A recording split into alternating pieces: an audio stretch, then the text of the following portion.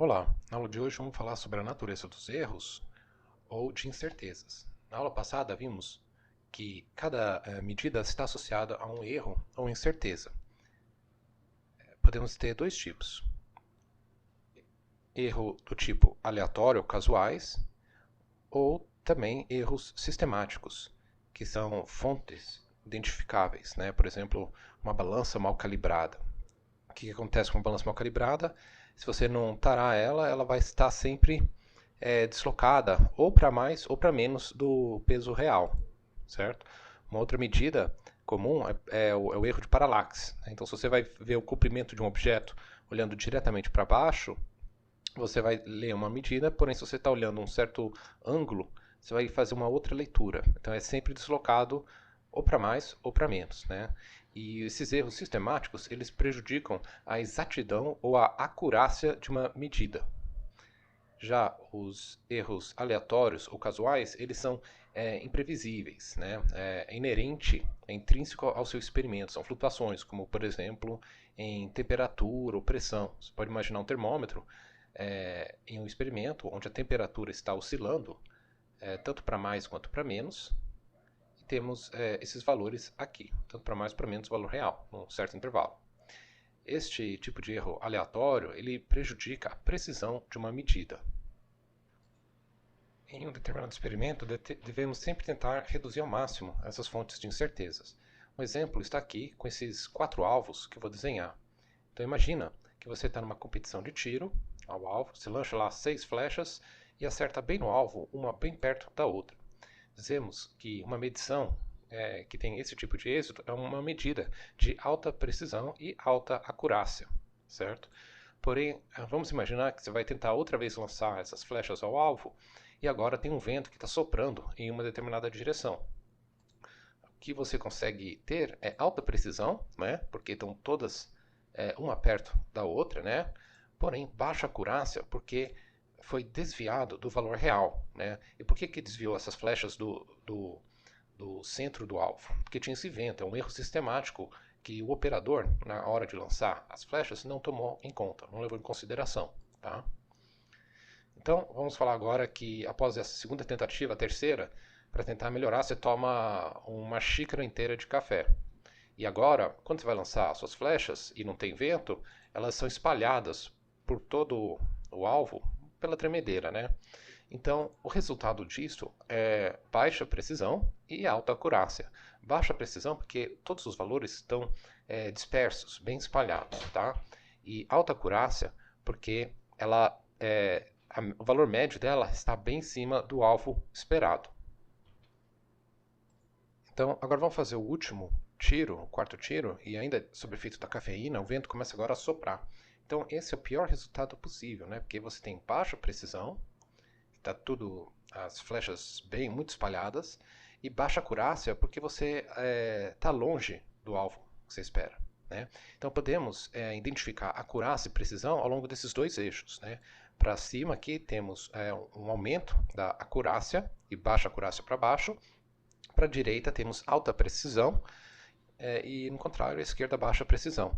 Podemos fazer esses eixos também em termos do erro, né, da natureza desses erros. Para cá temos, indo para a esquerda, um aumento do erro aleatório e para baixo um aumento de erros de natureza sistemática.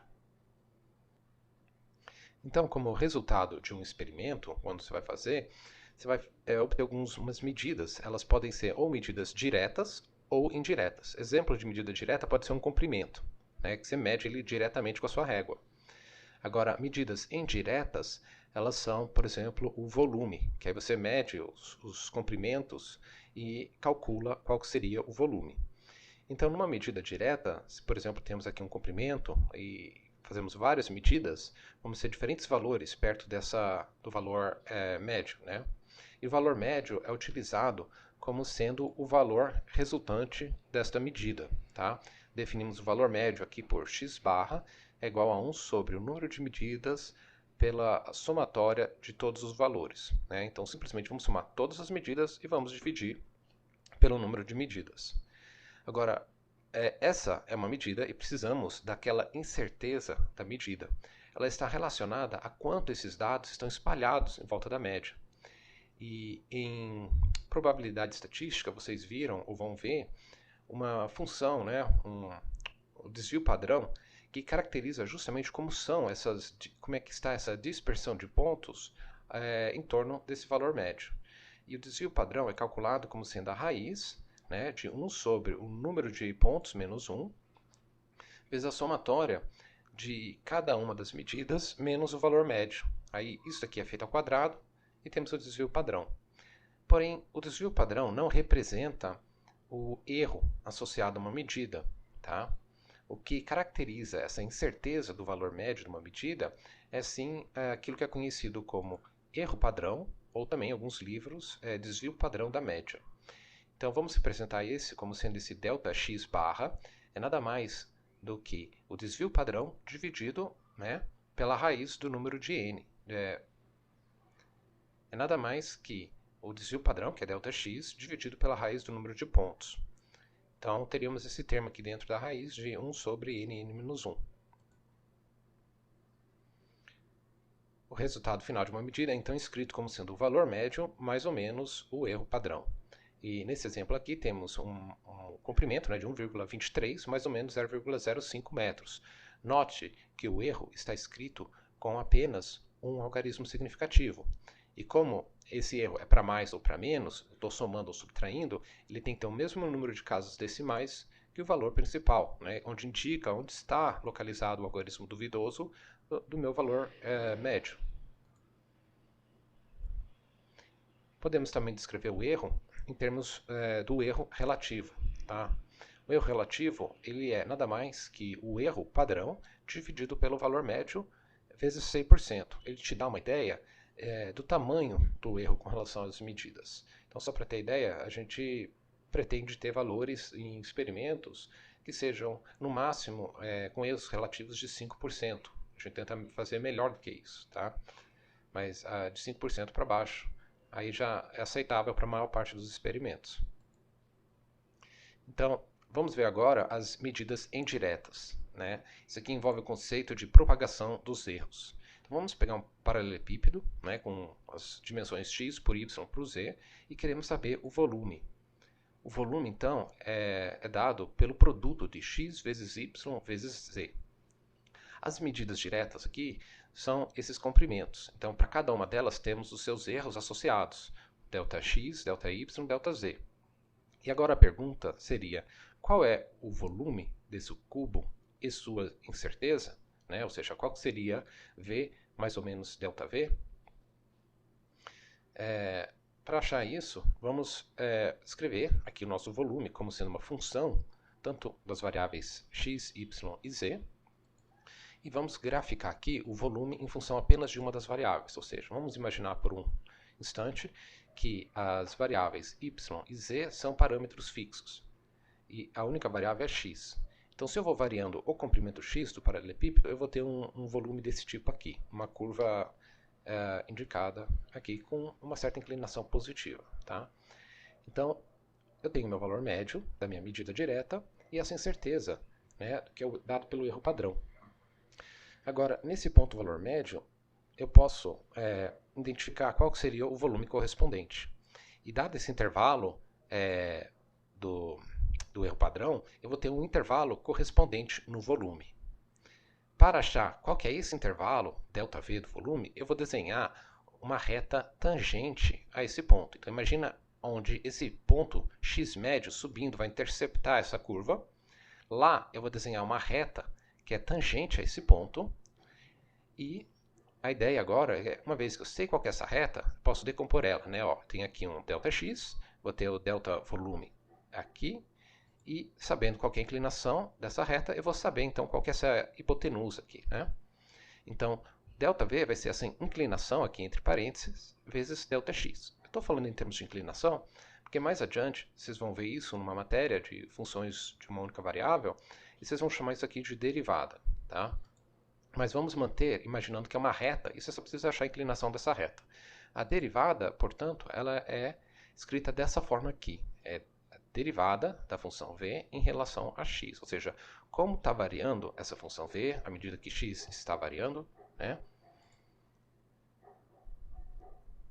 Então, essa inclinação aqui desenha uma inclinação ascendente, né, para cima, então ela é positiva, mas ela poderia também ser para baixo. Então, no caso, ela seria negativa. Se ela fosse negativa, aí poderíamos ter erro negativo. Então, para evitar isso, vamos elevar ao quadrado aqui todos os termos, tá? E se a gente precisar então de ΔV, é só tirar a raiz. Então, esse exemplo eu fiz com apenas uma variável, né, o x, porém o volume vai depender de y e de z. Então vamos colocar aqui mais os outros termos. Então a variação do volume vai ser nada mais que essa derivada do volume em relação a x. E aí eu falei que em FV vocês vão aprender isso, porém vocês vão ver esses símbolos no livro texto de vocês. Então para não ficar surpreso, eu já estou adiantando que isso aqui seria a derivada. Tá? Agora, na disciplina sucessiva, que é funções de várias variáveis, você vai ver que esse D aqui ele vai ter um outro desenho, mais curvo. Ele basicamente representa o que é conhecido como derivada parcial, tá? Porque a função V não depende apenas de uma variável, mas de várias.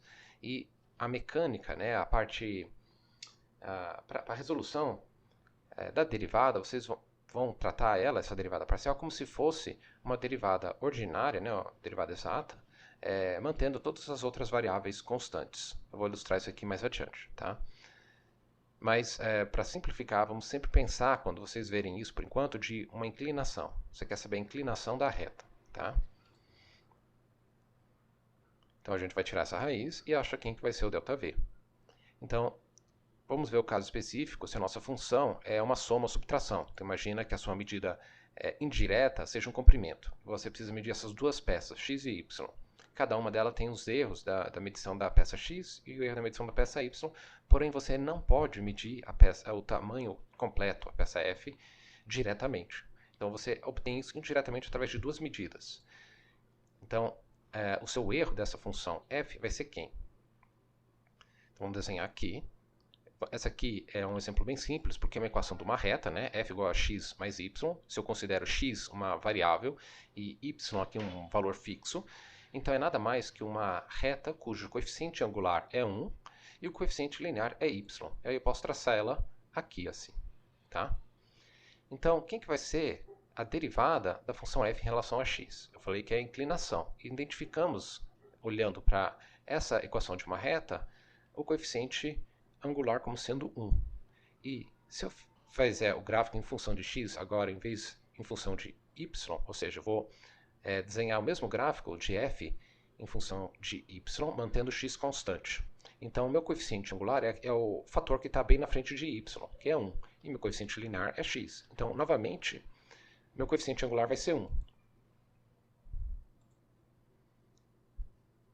Portanto, o meu erro, eu posso escrever aqui o termo da derivada ao quadrado vai ser mais 1 ao quadrado, ΔX ao quadrado, mais 1 ao quadrado, ΔY ao quadrado. 1 ao quadrado é 1, então eu posso escrever simplesmente como sendo a soma dos quadrados dos erros das medidas diretas. Tá? Então é assim como que eu acho para soma ou subtração. Tá? Por que subtração? Porque se eu estou subtraindo, meu coeficiente angular, quando eu for usar o y como variável, vai ser menos 1. Porém, eu estou levando o termo ao quadrado. E aí vai ser sempre, menos 1 ao quadrado é 1. Então vai ser sempre essa mesma equação para o erro.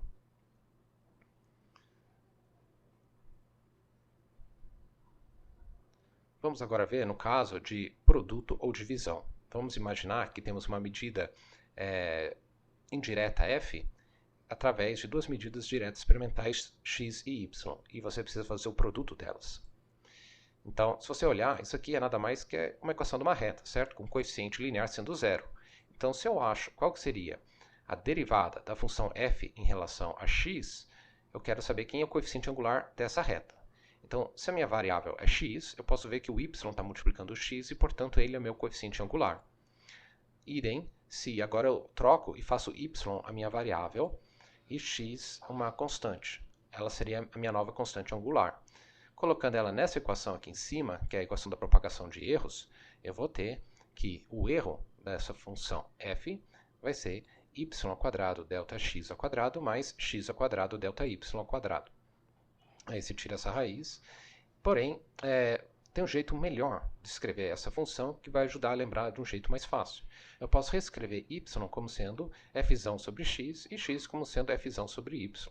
Logo, esse meu termo aqui vai ser f ao quadrado sobre x ao quadrado, e depois o segundo f ao quadrado, f sobre y ao quadrado.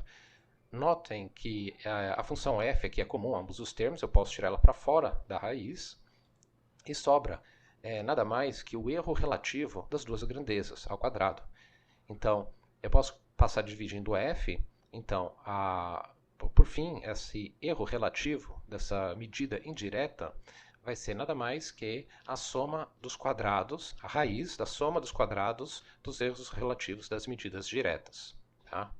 Então, isso daqui vale tanto se você está fazendo f igual a x vezes y ou f igual a x sobre y. Né? Você está dividindo ou multiplicando.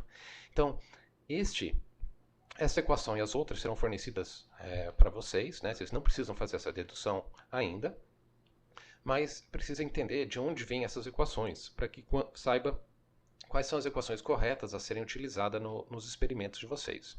Tá? Então, vamos fazer um exemplo aqui para fixar.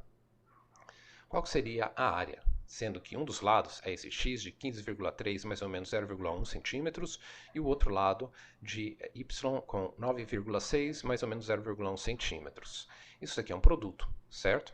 Você quer saber a área, e a área você pode fazer multiplicando diretamente os valores médios aqui dessas medidas, x vezes y, porém, o erro é dado por essa equação anterior que acabamos de ver.